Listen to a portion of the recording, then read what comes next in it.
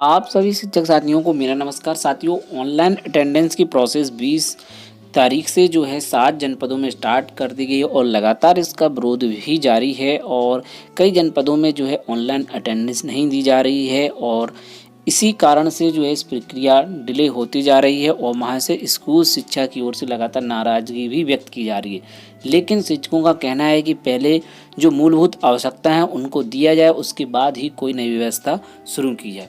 फिलहाल आज की इस वीडियो में हम बात करने वाले हैं प्रेरणा ऐप के माध्यम से 12 पंजिकाओं के उपयोग हेतु जो है यूज़र मैनुअल भी अब जारी कर दिया गया है। तो सभी प्रधान अध्यापक और सहायक अध्यापकों हेतु इस वीडियो में जो है महत्वपूर्ण अपडेट दी गई है। किस प्रकार से जो है 12 रजिस्टर जो जारी किए गए हैं उनको किस प्रकार से फिल करना है और किस हिसाब से प्रेरणा पोर्टल के ऐप पर उन पर कार्य करना है।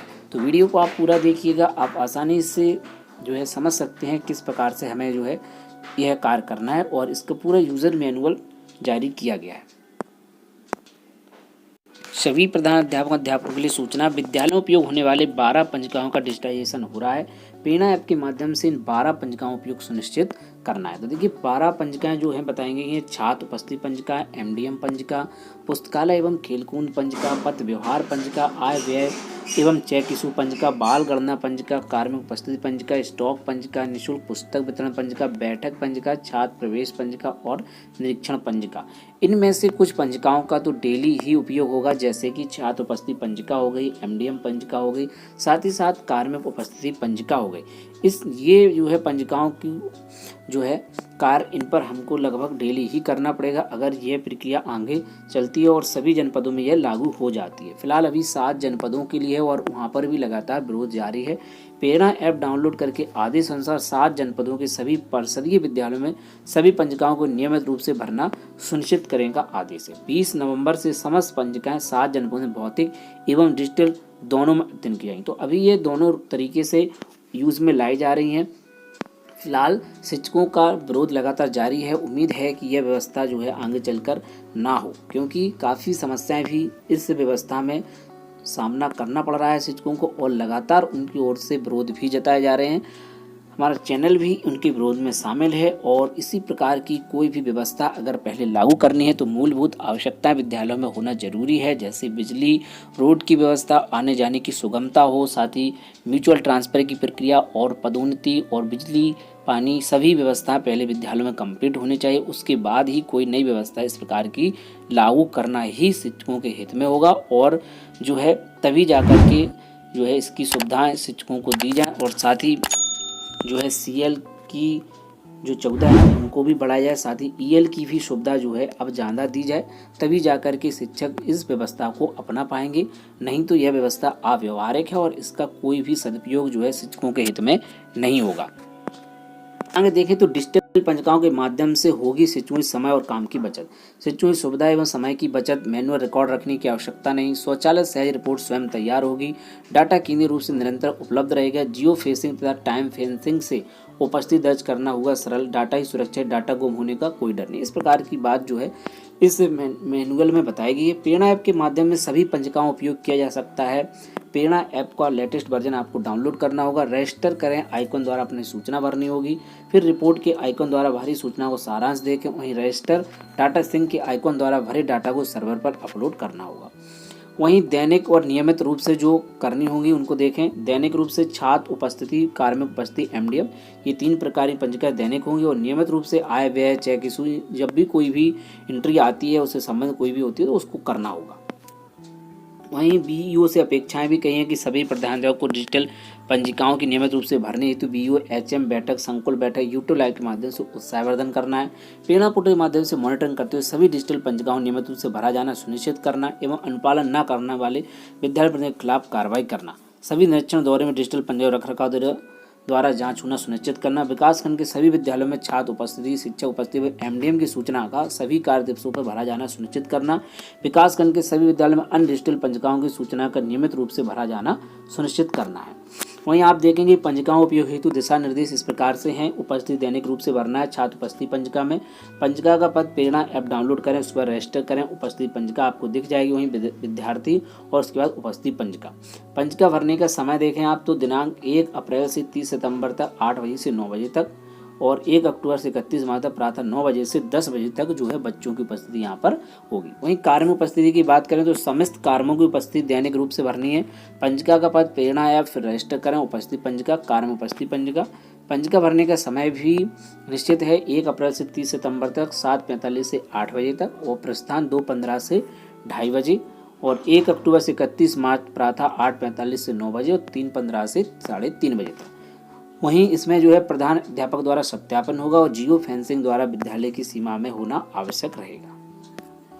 वहीं एमडीएम पंजिका की बात करें तो बच्चों की संख्या मेनू अंकित करें, मासिक सर्वे मिड डे मील संबंधी सूचना अंकित करें। पंजिका भरने का समय 1 अप्रैल से 30 सितंबर तक 12 बजे तक और 1 अक्टूबर से 31 मार्च तक 1:30 बजे तक का समय रहेगा। स्टॉक पंजिका में विद्यालय की संपूर्ण परिसंपत्तियों, वस्तुओं आदि का विवरण रहेगा।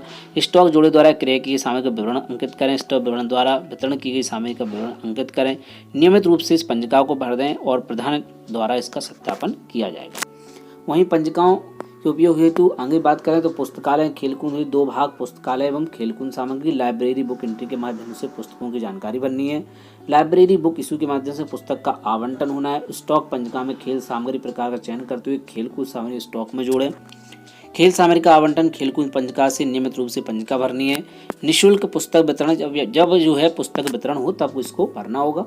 इसी प्रकार से पत्र व्यवहार पंजिका में जो भी आप करते हैं उसको इसमें फीड करना होगा। जो भी आपकी भौतिक रूप से पत्र व्यवहार की पंजिका होती है उसी प्रकार से इसमें भी जो है पत्रों का विवरण अंकित करना होगा, वो भी नियमित रूप से पंजिका भरनी होगी।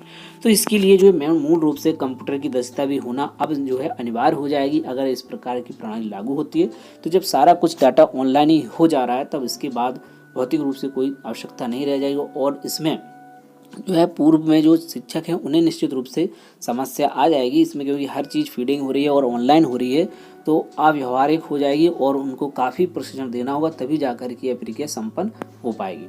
वहीं आय व्यय चेक इशू पंजिका में 2 भाग रहेंगे, पहला आय का रहेगा, दूसरा व्यय का।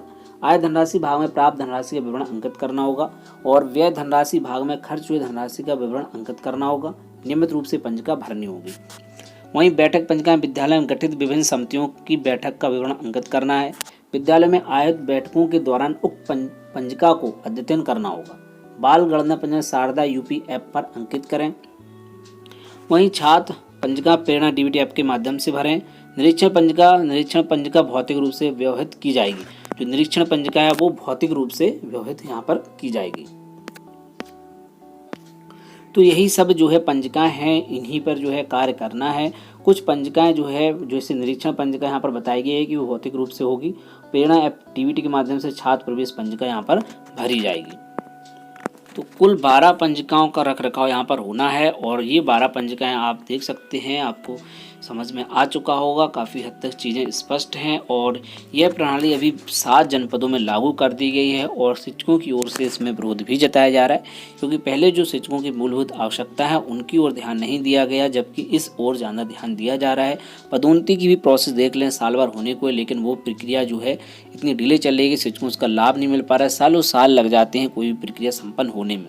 वहीं म्यूचुअल ट्रांसफ़र की प्रक्रिया में सिर्फ जो है कार्य मुक्ति और कार्यभार ग्रहण की प्रक्रिया रह गई, लेकिन उसको भी नहीं किया जा रहा है। लेकिन इस प्रक्रिया को इतनी तरीके से फास्ट किया जा रहा है जैसे मूल रूप से यही अनिवार्य है और शिक्षकों को एक प्रकार से इस प्रक्रिया से जो है यह दर्शाना चाहा जा रहा है कि जो है शिक्षक काम नहीं करते, जबकि अन्य विभागों में आप देखें तो ऐसी प्रक्रिया लागू नहीं है। वहाँ बायोमेट्रिक भी लग सकती है, लेकिन विभागों में वो प्रक्रिया नहीं है। लेकिन सबसे जो है स्थिति जो है यहाँ पर बेसिक विभाग में, यहाँ पर जो है गाँवों में स्कूल हैं, आने जाने की सुविधाएं नहीं हैं, बिजली की ढंग से जो व्यवस्था नहीं है, फिर भी इस प्रकार की व्यवस्था जो कि काफ़ी लंबे स्तर से व्यवस्था जो है लागू यहाँ पर की जा रही। इसी वजह से जो है शिक्षकों का विरोध भी यहाँ पर अधिक हो रहा है। तो साथियों ऐसे ही इंपॉर्टेंट अपडेट के लिए आप हमसे जुड़ सकते हैं। हमारे यूट्यूब चैनल शिक्षा विभाग को सब्सक्राइब कर लें। वीडियो अगर आपको पसंद है वीडियो को लाइक करें और शेयर करना ना भूलें। साथियों मिलते हैं किसी नेक्स्ट वीडियो में नई अपडेट के साथ, नई जानकारी के साथ। जय हिंद।